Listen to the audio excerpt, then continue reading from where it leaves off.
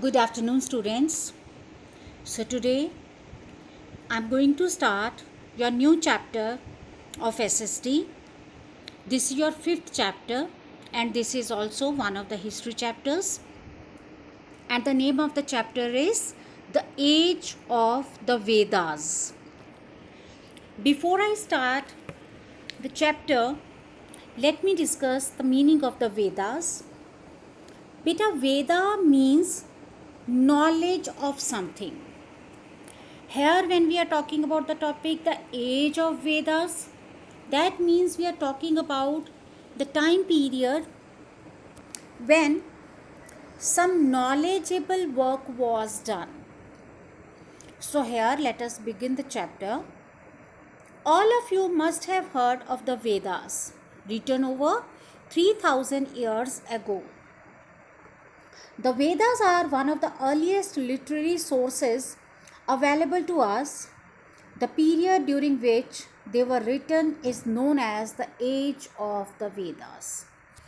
So, all of you must have heard of the Vedas. That means you might have some knowledge, or in any case in life you have heard this word. When it was written over 3000 years ago. And the Vedas are one of the earliest literary sources available to us. What is literary, beta? Written. What is in the writing form, that is called literary. So, literary sources available to us. The period during which they were written is known as the age of the Vedas. In which time period in past when all these Vedas were written, that particular period is given the name as age of Vedas, right? So now, what is the Vedas? The word Veda means knowledge. There are 4 Vedas. How many Vedas are there?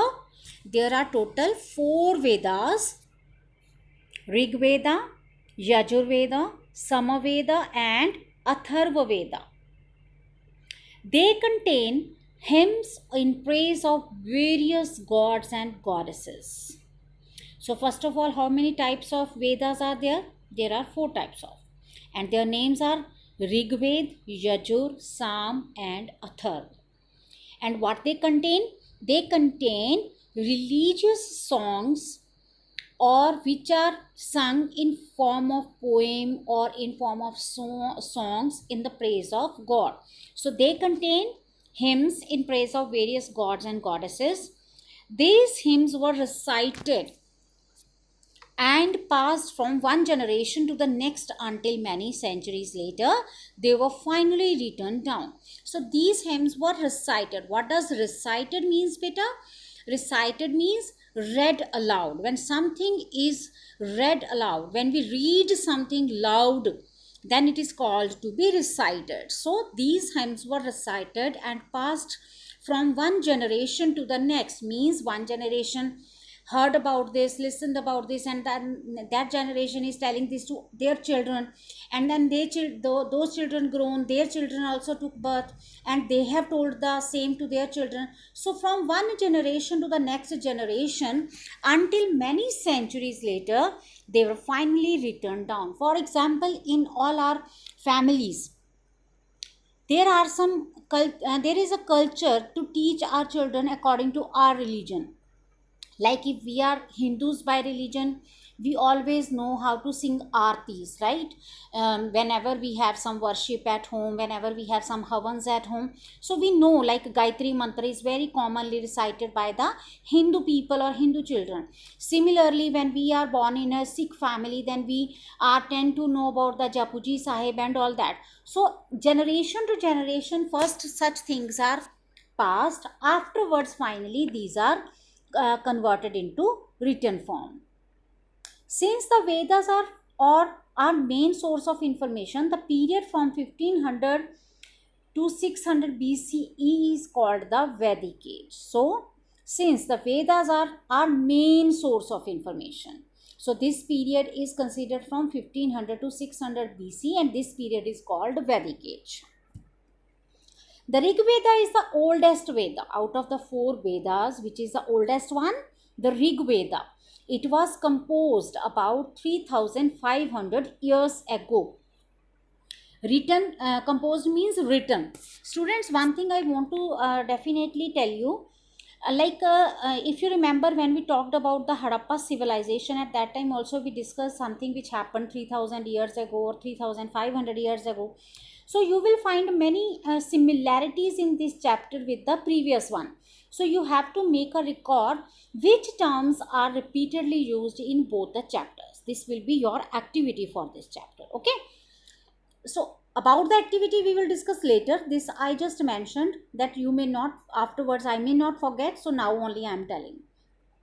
So the Rig Veda, where we were, the Rig Veda is the oldest Veda, and it was written about 3500 years ago. It is divided into 10 mandalas or books. Mandalas are basically called books. Large size of books are called mandalas, or parts you can say. So it is divided into 10 mandalas or books and contains 1028 hymns. These hymns are in praise of different gods such as Indra, the god of rain, storm and war, Agni, the fire god, Varun, the sky god, and many others. So these are the gods in praise of these hymns are sung. And how many hymns I told you? These are 1028. The hymns were composed in Vedic Sanskrit. Now Sanskrit we are not studying beta. Earlier Sanskrit was also one of the important subjects, you can say compulsory subjects, which was taught to the children. So it is written in Sanskrit language. Priests recited these hymns and students were expected to memorize them. So in earlier time, priests used to recite these hymns which they have written in the praise of all these gods, and the children who were the students, they were expected, they were supposed to learn them. Whatever was sung in praise of the gods, that was supposed to be learnt by heart by the students. Now comes your archaeological sources. Archaeological remains of this period have also been unearthed. Excavation at Hastinapur and Atranjikhera have yielded a type of pottery known as painted graveware. So what is this? Archaeological remains of this period have also been unearthed. Unearthed, now I think you have understood, no? When some sites are excavated, digging process is done, then it is called to be unearthed. That means first it was under the earth, and when after digging we have found, we have taken them out from the earth, then it has become unearthed. So excavations at Hastinapur and Atranjikhera have yielded a type of pottery.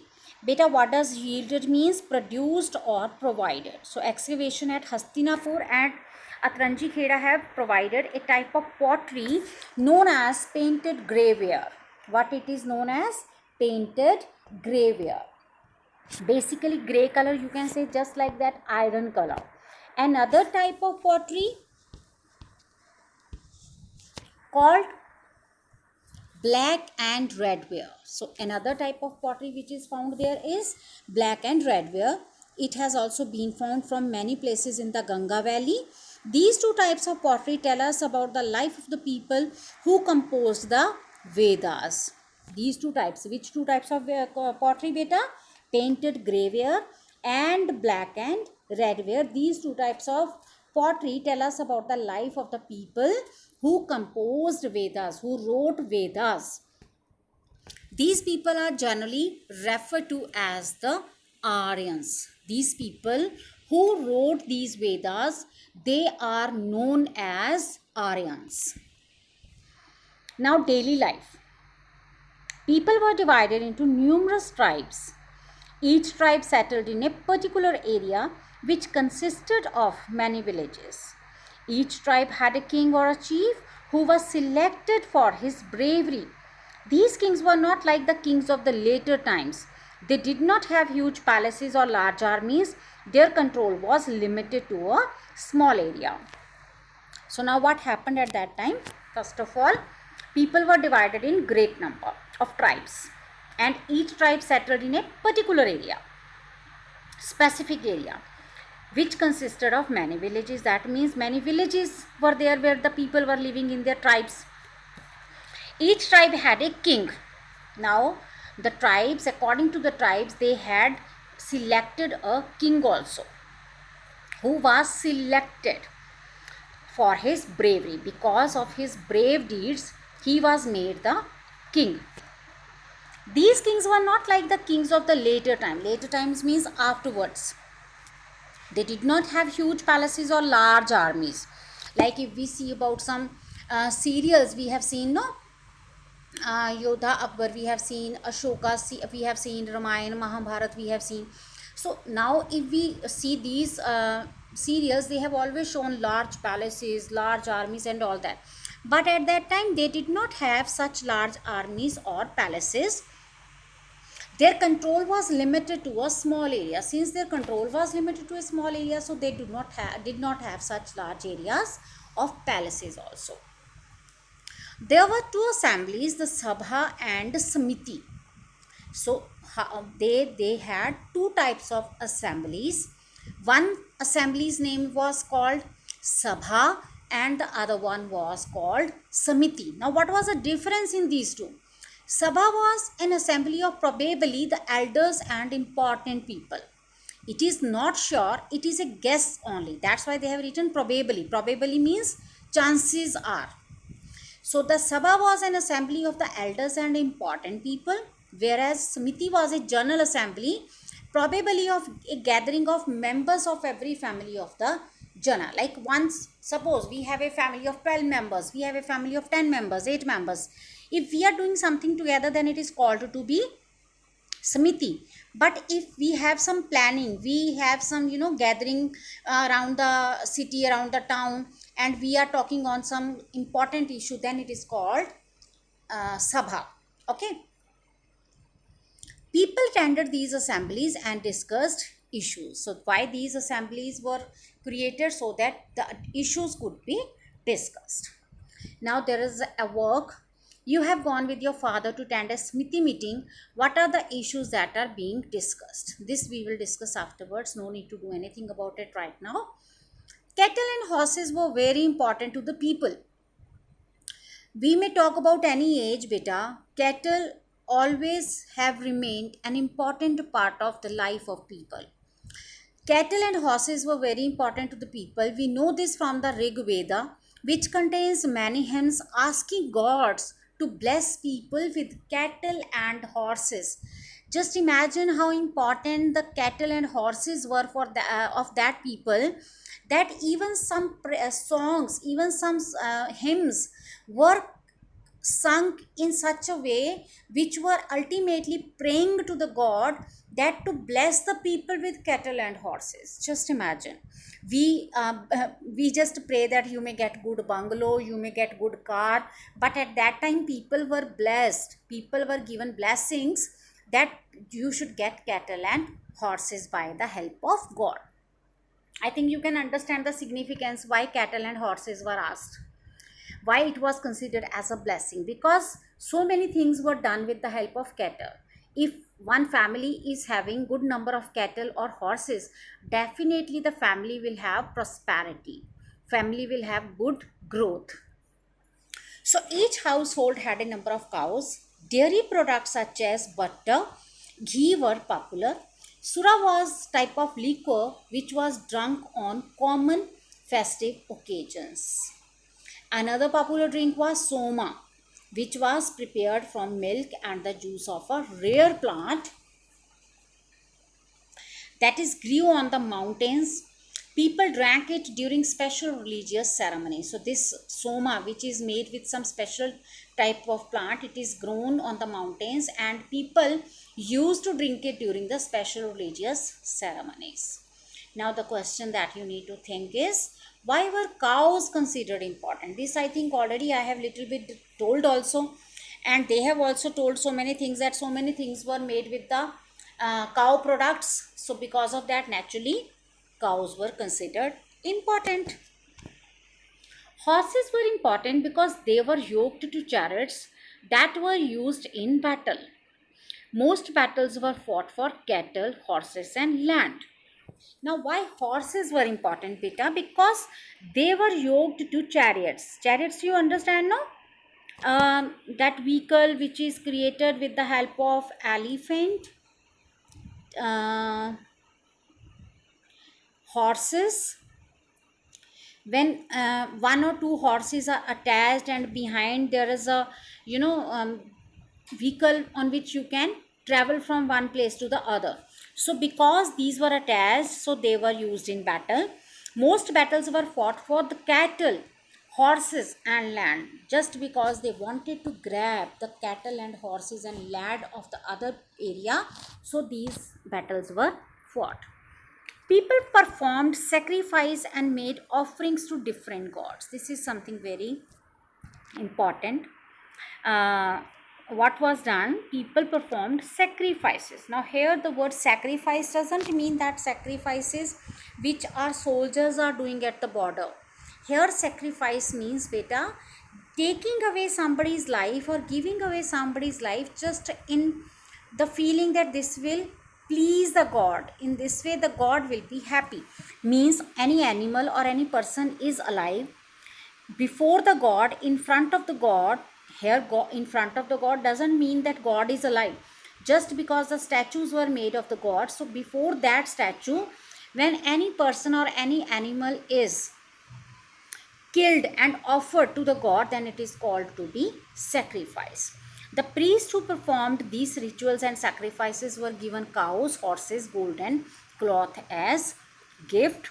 The kings performed sacrifices in which the common people also participated. In course of time, rituals became so important that every important event was preceded by an elaborate ritual. What is elaborate, beta? Detailed, means on a large scale. Now comes your occupation. Agriculture and cattle rearing were the main occupations. Other common occupations were chariot making, pottery making, weaving, jewelry making, metalwork, carpentry, tanning and fishing. What does it mean? Agriculture and cattle rearing. Agriculture, you all know what is agriculture, related to the farming activity. And what is cattle rearing, beta? When animals are raised or bred for use, we specially bring animals and give them everything so that we may use them for some economical activities, right? For some personal uses, then it is called to be cattle rearing. So agriculture and cattle rearing were the main occupations. Other common occupations were chariot making, pottery making, weaving, jewelry making, metalwork, carpentry, tanning and fishing. I think you are aware of all the activities which I have mentioned here. Pottery, you know what is, weaving, you know, jewelry, you know, metalwork, you know, and carpentry also, you know, fishing also, you know. I think only thing that you don't know maybe is tanning. What is tanning, beta? When animal skin is converted into leather, then it is called tanning. Okay, like we make no so many things with the animal's leather, sometimes purses, sometimes jackets, sometimes boots. All these things are made. So to make this leather, when skin is converted into the leather, this process is called tanning. Okay. So many people were priests. Besides conducting religious ceremonies, priests also acted as teacher and doctor. They passed on the knowledge of the Vedas to the children. They were giving the knowledge of the Vedas to the children. Who were giving the knowledge? Priest. They also had considerable knowledge. Considerable knowledge means quite valuable. About medicinal herbs and plants. Means they had good knowledge about medicines, herbs and plants. Whenever someone fell ill, the priest acted as doctors also. We have seen, if you people are watching any historical serials, when any person is injured or any person is quite sick, then suddenly they call that person the priest, and that person will come with some, that herbs mixture of all that, and then it is applied on somebody's forehead or somewhere where the pain is. So in this way they were working as a doctor also. Ornaments of gold, silver and other metals were worn by both men and women. The Vedas also make reference to footwear, means they used to wear footwears also. Next topic I will continue in my next video beta. Okay.